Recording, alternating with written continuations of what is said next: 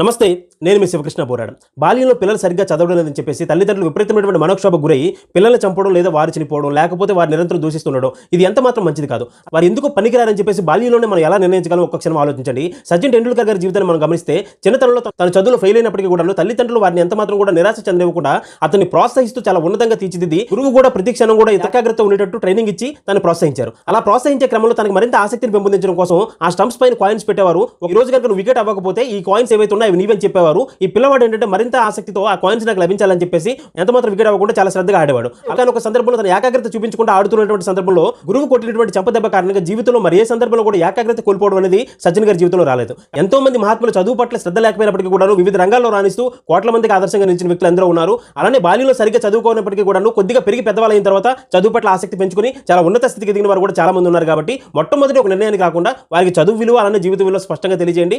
ధన్యవాదాలు. జై హింద్.